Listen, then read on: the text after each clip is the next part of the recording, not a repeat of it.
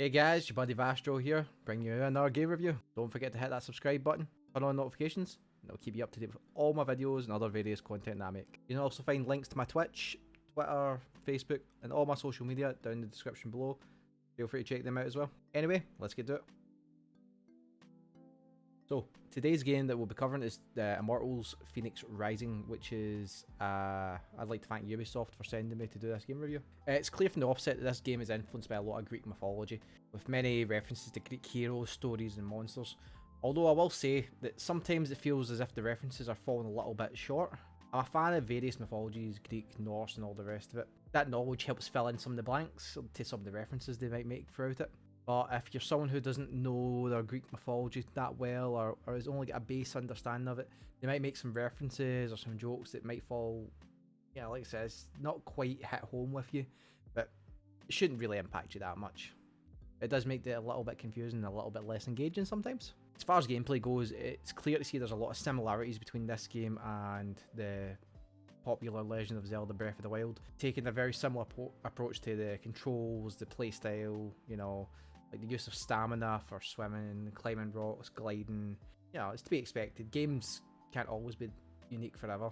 As well as the use of puzzles to put up blockades throughout the game to help, you know, force you to progress. As well as the little kind of dungeons in it, the Tartarus events, which feels very similar to the shrines in Breath of the Wild. I personally have no issue with the fact that it's similar to Breath of the Wild, because let's face it, at the end of the day, someone had to create the first RPG, someone had to make the first FPS, you know. It just means Breath of the Wild done something well. The fact that this and Genshin Impact obviously took a lot of similarities from Breath of the Wild as well, so I wouldn't say it's a bad thing. It's certainly shown that that is a playstyle that people like to play. So in this game, you play as Fenyx, a mortal soldier who ends up shipwrecked on a strange and magical island. The game's narrative is presented to you through a kind of like a story or a tale told by the imprisoned Prometheus. There you go, some Greek mythology drops already for you. Who's telling a tale to Zeus, god of Olympus, god of thunder, mighty Zeus. Throughout the game, these two are kind of telling this tale.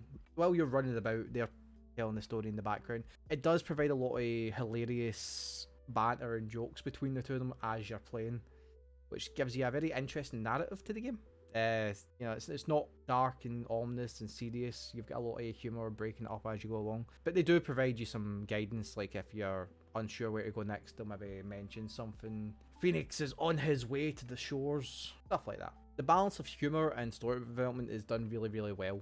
So I really deeply enjoyed that aspect of the game. The game's main plotline follows the monstrosity known as Typhon, who was previously imprisoned by Zeus. He's now free, looking to take down the gods of Olympus. He appears regularly throughout the journey, displeased by the fact that you're running about trying to help save the gods. He ain't too happy. Plot aside, there's plenty to do in this game to keep yourself amused. You can run around, gather up collectibles, you can solve various puzzles, take on challenges. While you're doing all this, you get to gallop, climb and glide your way through a beautiful island known as the Golden Isle. Speaking of puzzles, this game has a lot of them. So be prepared, and I mean a lot of them. Don't get me wrong, the puzzles aren't bad by any means, or poorly designed. They're designed quite well. It's just I wasn't overly enthusiastic about them, because once you've done a few of them, you'll notice a bit of repetition. After you've solved the first 10 puzzles that require you to find 3 switches and flick them, or find various boxes to offset a weight scale, it becomes very samey, and you kind of go, oh look,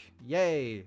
Another puzzle. Doesn't take away from the game, but it becomes a bit monotonous after a while. Overall, I would give this game a personal rating of about 8 out of 10. I really enjoyed it, and I would highly recommend picking it up. The only thing it brought it down for me, like I said, was the really repetitive puzzles, but that aside, great game. Anyways, thanks for dropping by. Remember to hit that little red subscribe button. Make sure you turn on notifications. Also, you can catch me over on Twitch. All the links down in the description below. Bye! Well, shit. Should I just set fire at the house? Oh no! Oh no! Oh no!